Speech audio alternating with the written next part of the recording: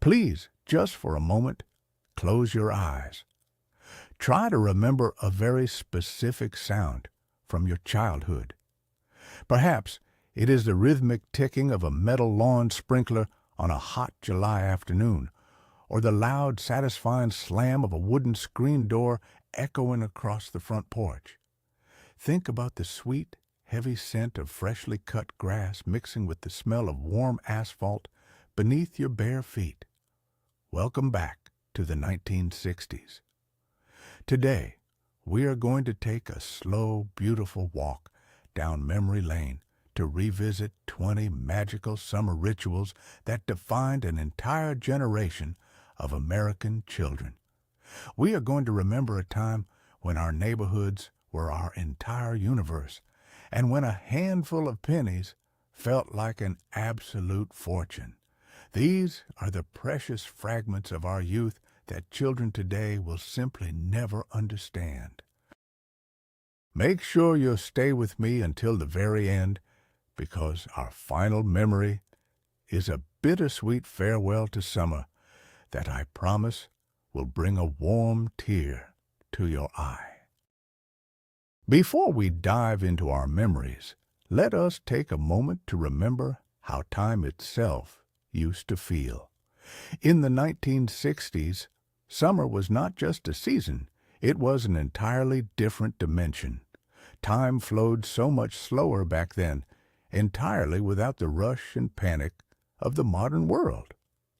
We did not have smartphones to stare at, and daytime television was certainly not meant for us. This meant that the moment school let out for the year, we were pushed out the front door into the bright morning sun and told to go find something to do. There is a terrible myth today that without modern technology, people lived lives that were emotionally poorer or deeply boring. The truth is the exact opposite. Because we had to invent our own entertainment, our lives were infinitely richer. We learned the profound value of waiting, the joy of deep, uninterrupted human connection, and the thrill of absolute independence. We relied on our neighbors, our siblings, and our own wild imaginations to fill those endless, glorious hours between breakfast and dinner. And now let us remember the strange, intoxicating thrill of chasing the mosquito fogger truck.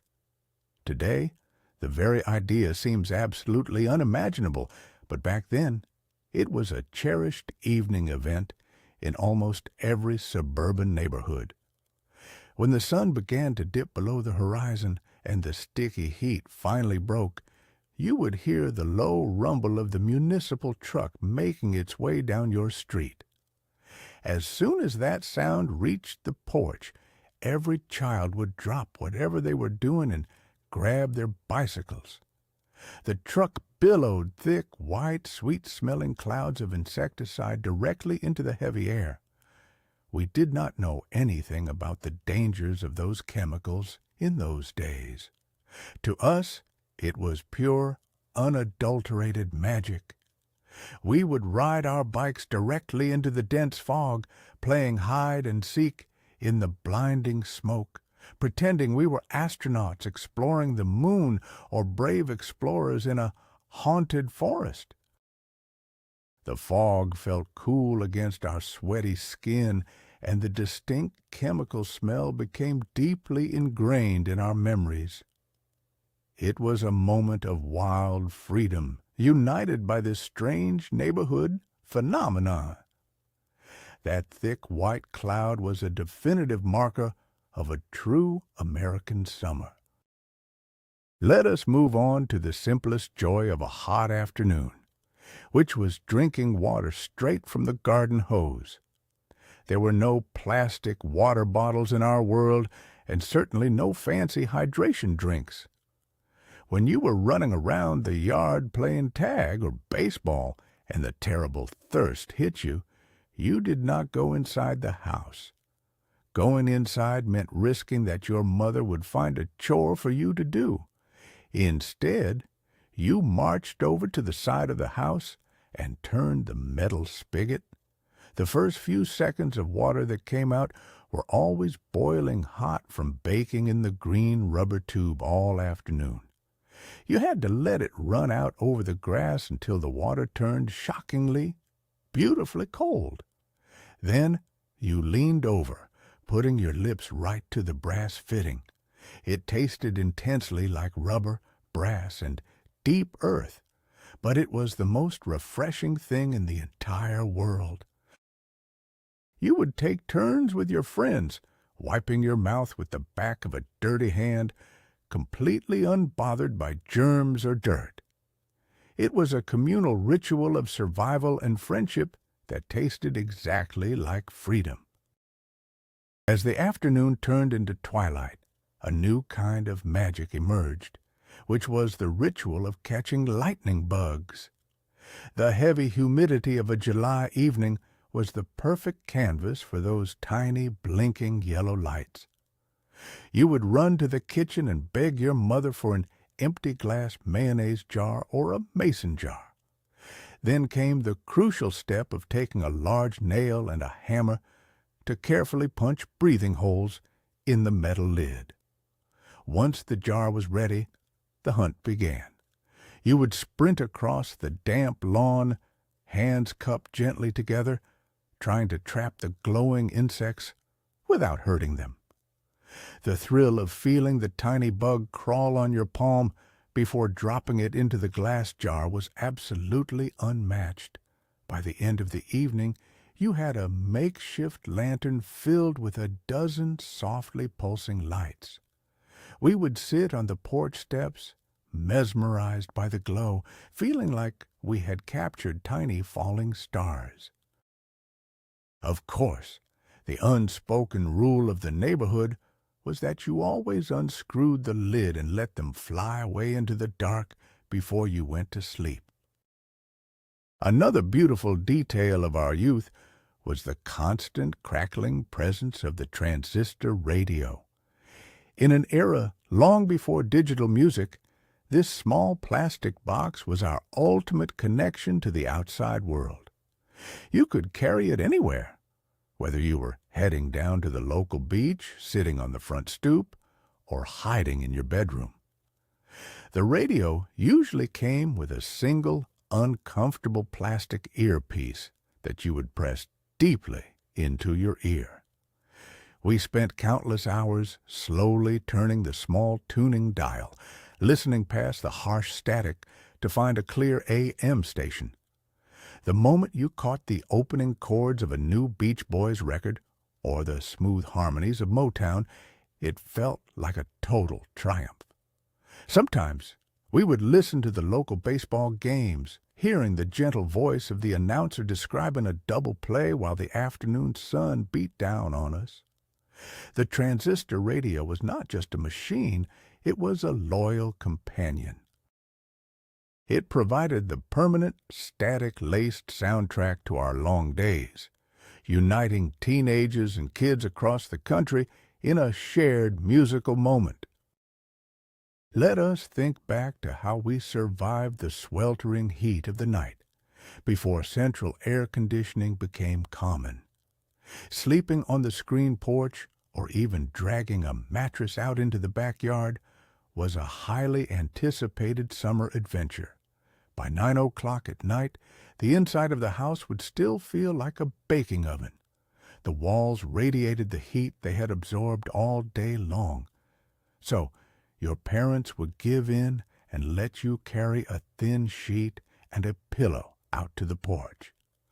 Laying there in the dark, the world felt entirely different. You could hear the overwhelming chorus of crickets and cicadas singing in the trees, a sound so loud it practically vibrated in your chest. You could feel the occasional tiny breeze slip through the wire mesh of the screens, bringing with it the cool scent of the damp earth and night-blooming flowers. Sometimes you would hear the distant rumble of a freight train or the quiet voices of the adults murmuring in the kitchen.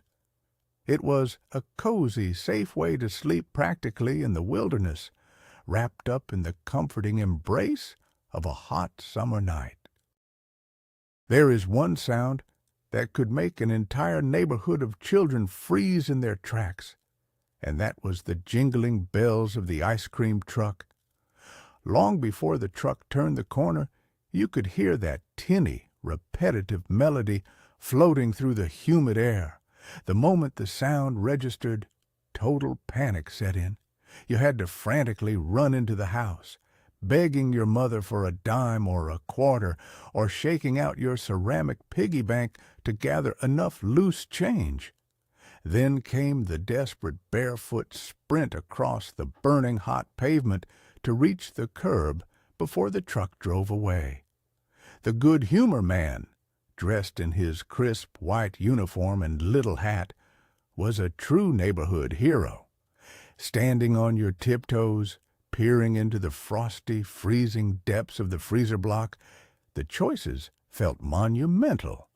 Would you choose a toasted almond bar, a snow cone, or the classic tri-colored bomb pop? The icy treat would begin to melt almost instantly in the brutal heat, running sticky and sweet down your fingers, but it was absolutely worth every single penny. When the ice cream truck was nowhere to be found, we had our own mechanical way of cooling off, which was running through the metal lawn sprinkler. Those vintage sprinklers were not made of cheap plastic. They were heavy, cast iron contraptions that looked almost like miniature tractors or slowly waving metallic arms. The sound was unmistakable, a rhythmic, repetitive ticking that echoed across the quiet lawns of the subdivision. The well water that shot out of them was shockingly, breathtakingly cold. We would put on our bathing suits, or sometimes just our regular clothes, and dare each other to stand right over the nozzle. You would time your sprint perfectly, trying to leap through the fan of water as the metal arm slowly swept back and forth. The grass beneath your feet would turn into a slippery, muddy mess, turning the entire yard into a dangerous and wonderful playground. We spent hours doing this, shrieking every time the icy water hit our sun-baked shoulders, turning a simple yard maintenance tool into a backyard water park. Let us also remember the early spirit of neighborhood enterprise, which was hunting down empty glass soda bottles for the deposit money. In those days, a glass bottle was practically neighborhood currency. If you brought an empty Coca-Cola or RC Cola bottle back to the corner grocery store, the man behind the counter would give you exactly 2 cents for it. That meant a serious summer mission. We would slowly walk down the dusty shoulders of the roads, peer deep into the overgrown drainage ditches, and rummage through the tall weeds at the edge of the park, looking for that precious discarded glass. Finding a cluster of 3 or 4 bottles felt like discovering buried treasure. Once we had a heavy canvas bag full of clinking glass, we proudly marched to the store. The reward was immediate. We traded our heavy glass bounty for small brown paper bags filled with penny candy. Fireballs, licorice whips, and wax lips bought with our own hard-earned scavenger money tasted sweeter than anything our parents could have ever purchased for us. Now, let us revisit the supreme family outing of the era, the glorious trip to the drive-in movie theater. This was a whole evening ritual that began right after dinner. Mothers would pop a massive batch of homemade popcorn on the stove and pour it into a giant brown grocery bag to save money at the concession stand. The kids would be told to put on their pajamas and pile into the spacious back of the family station wagon. Pulling into the giant dirt lot as the sun finally set, your father would carefully park the car on a small hump to angle the windshield upward. Then he would roll down the window and hook the heavy silver metal speaker onto the glass. The sound quality was incredibly tinny and scratchy, and the giant screen was often blurry, but the atmosphere was pure magic. We would lay out blankets on the roof of the car or sit in the open tailgate, staring up at the giant glowing figures. More often than not, the gentle rocking of the car and the warm night air would put us to sleep long before the second feature even began. Another beautiful, slow-paced tradition was the brewing of sun tea on the back porch. This was not a beverage you could just pour out of a plastic jug from the refrigerator. It required patience and the power of the blazing sun. Our mothers would take an enormous heavy glass jar, fill it with cold tap water, and drop in a handful of paper tea bags. Then the jar was carefully placed on the concrete steps of the back porch, right where the afternoon sunlight hit the hardest. As the hours passed, you could walk by and watch the dark amber color slowly seeping out of the bags, swirling into the clear water like slow-moving smoke. It took all afternoon to brew perfectly. Finally, right before supper, it would be brought inside. It was served in tall, heavy glasses, filled to the brim with crackling ice cubes, sweetened with lots of sugar, and sometimes garnished with a sprig of fresh mint from the garden. The ritual of waiting for the sun to do its gentle work made that first ice-cold sip at dinner completely unforgettable. Let us talk about the ultimate authority of our youth, which was the sudden glow of the streetlights. We did not wear wristwatches, and nobody carried a phone to check the time. We simply played outdoors, roaming freely from one yard to the next, entirely losing track of the hours. But there was one universal rule that every child instinctively understood.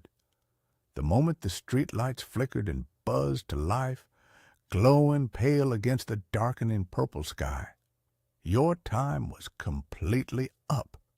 It was the neighborhood curfew. The moment that light came on, you had exactly 5 minutes to sprint all the way home, or you would face the absolute wrath of your mother. Often you would hear the melodic sound of mothers stepping out onto their front porches, calling out the names of their children into the twilight. You would shout goodbye to your friends, grab your bicycle, and pedal furiously through the gathering shadows. That flickering light was the daily boundary between the wild freedom of the day and the quiet safety of the home. Speaking of bicycles, we must remember the pride of riding a vintage bike equipped with a banana seat and high-rise handlebars. But the true magic was not just the bicycle itself, it was how we customized it to sound incredibly fast. Every kid knew the trick. You would sneak into the house, steal a wooden clothespin from your mother's laundry basket, and take an old playing card from a discarded deck. You would carefully clip the playing card to the metal frame so that the edge of the stiff paper pressed firmly right against the wire spokes of your wheel. As you began to pedal, the card would strike every passing spoke, creating a loud, rapid flapping sound. If you rode fast enough, it sounded exactly like a roaring motorcycle engine. We would cruise down the middle of the empty suburban streets, completely confident that we were the coolest, loudest gang in the neighborhood. It was a perfectly innocent, totally cost-free piece of engineering that made us feel completely invincible on two wheels. Let us also remember the wonderful community spirit of the neighborhood block party. In the 1960s, neighbors actually knew one another, and in the summer, they celebrated together. Someone would ask the local police to close off the end of the street with wooden barricades, turning the asphalt into a giant private patio. Families would drag out their aluminum lawn chairs with the woven plastic webbing, setting up long, wobbly, folding tables right in the center of the road. It was a massive potluck affair. There were giant aluminum pans of baked beans, potato salad, and, of course, heavily decorated gelatin molds suspended with fruit. The men would stand around cheap charcoal grills, drinking canned beer and rotating hot dogs, while the women sat in circles, sharing stories and laughing out loud. As children, we were completely free to run wild through the crowd, playing tag around the legs of the adults until it was completely dark.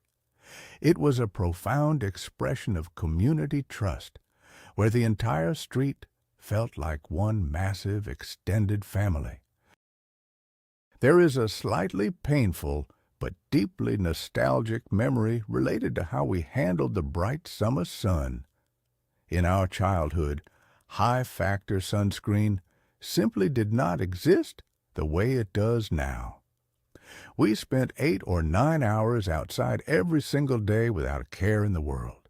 Teenage girls would even rub baby oil mixed with iodine on their skin and lay on foil reflectors just to bake faster. Inevitably, we all suffered through the agonizing ritual of the terrible sunburn. At night, your mother would gently rub cooling menthol cream all over your bright red shoulders, which felt like freezing ice against the burning heat of your skin. A few days later came the strange communal ritual of peeling. Sitting on the porch steps, friends and siblings would actually help peel the thin, papery layers of sunburned skin from each other's backs. It sounds utterly bizarre to modern ears, but it was just an accepted, inevitable part of existing in the summer. It was the painful tax we happily paid for living our entire lives under the open sky. Next, we have to talk about the great American road trip in the family station wagon. A trip to a state park or a distant relative's house was a grueling, magnificent adventure. These massive steel vehicles had heavy vinyl seats that would become blisteringly hot when parked in the sun, literally burning the backs of your bare legs when you sat down. There was no air conditioning, so all 4 heavy windows were rolled completely down, creating a deafening wind tunnel inside the car. Nobody wore seatbelts. The kids would fight over who got to lay out flat in the very back cargo area, creating a little nest of sleeping bags and comic books. To pass the incredibly long hours, we played the license plate game, spotting different states as we flew down the newly built interstate highways. We drank hot water from a metal thermos and ate sandwiches out of a metal cooler. It was cramped, loud, and entirely uncomfortable, but the feeling of rolling down the highway toward a vacation felt like an incredibly grand adventure. Another fundamental summer ritual was the absolute independence of building forts in the nearby woods or empty dirt lots. Today, children are carefully supervised almost everywhere they go, but we operated completely under the radar. After breakfast, you and your friends would grab a rusty hammer from the garage, a pocket full of bent nails, and vanish into the trees. We would scavenge the neighborhood for discarded pieces of plywood, old wooden pallets, and broken tree branches. Through sheer willpower and childhood engineering, we would construct leaning, dangerous, and incredibly beautiful clubhouses hidden completely out of adult sight. These forts became our secret headquarters. We dragged old carpets inside, hoarded stolen snacks, and held important club meetings where we made up our own rules. We spent entire afternoons sitting in the dirt, wiping our dirty faces with our sleeves, deeply proud of the tiny, flawed castles we had built entirely with our own hands. Let us take a moment to listen to the quintessential percussion instrument of a vintage summer, the wooden screen door. In an era when leaving the front door open to catch a breeze was mandatory, the screen door was heavily used. It was usually made of painted white wood with a dark wire mesh, held closed by a single, tightly coiled metal spring. When you pushed it open and ran outside, the spring would stretch out, and when you let go, it would slam shut with a loud wooden crack that echoed across the yard.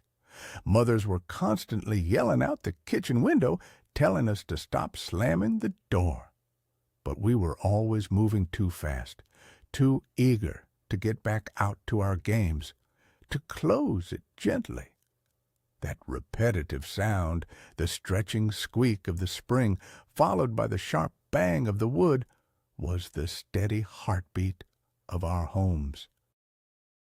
It meant that kids were actively running in and out, bringing the vibrant energy of the neighborhood directly into the quiet house. As the afternoon heat faded, the twilight street games began. This was an incredibly magical time of day. The asphalt had finally cooled enough to walk on comfortably, and the long shadows created perfect hiding spots. The entire neighborhood gang would gather in the middle of the street for massive, disorganized games of kick the can, red rover, or flashlight tag. You could hear the loud, hollow thud of a sneaker hitting a crushed metal coffee can echoing down the block.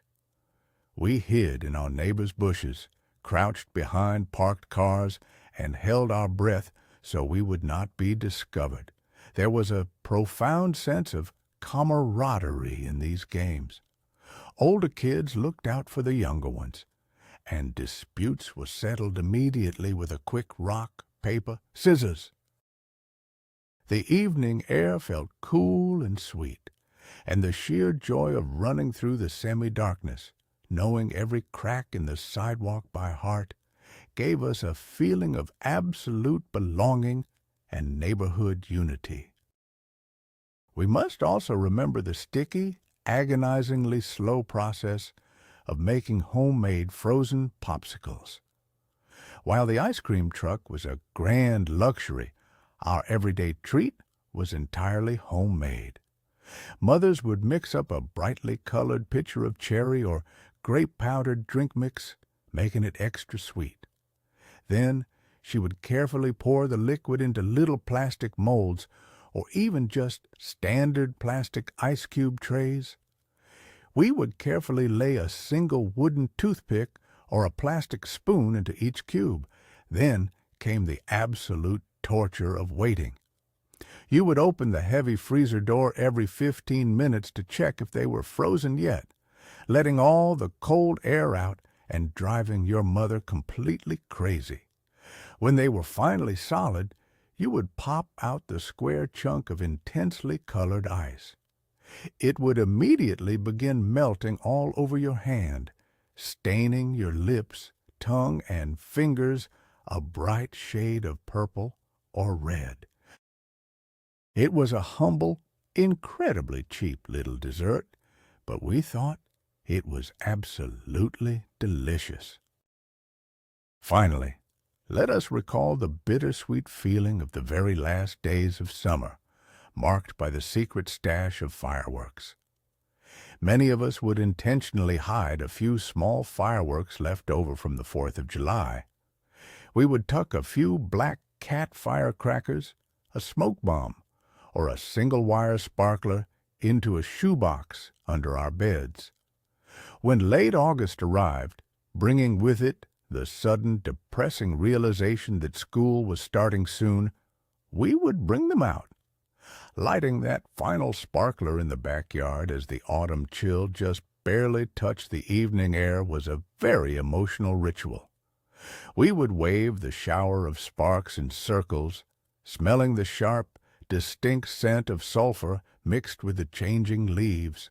Watching the final glowing ember of the sparkler slowly fade out and turn black felt exactly like watching the summer itself die. It was our private, quiet way of saying goodbye to the wild freedom, accepting that our long, magical season in the sun was finally over for another year. When we look back at these 20 magical rituals, we realize a profound truth. We do not just miss the heavy metal sprinklers, the taste of water from a rubber hose, or the sweet smell of the fogger truck. What we truly miss is the way life felt. We miss the slow, steady rhythm of those long days. We miss the deep, unbreakable trust we had in our neighbors, and the wild, unbothered freedom of our youth. We miss a time when a pocket full of glass bottles made us feel like millionaires, and the setting sun was the only clock we ever needed to obey. Those beautiful summers shaped who we are today, giving us memories that no modern technology could ever replicate. If this journey back to the 1960s brought a smile to your face or a warm tear to your eye, please subscribe to the channel and give this video a like so we can continue to preserve these precious memories together. Now, I would love to hear from you. What was your absolute favorite summer memory from your childhood? Did you ever catch lightning bugs in a jar or build a secret fort in the woods? Please share your beautiful stories in the comments below. Until next time, keep those wonderful memories alive in your heart.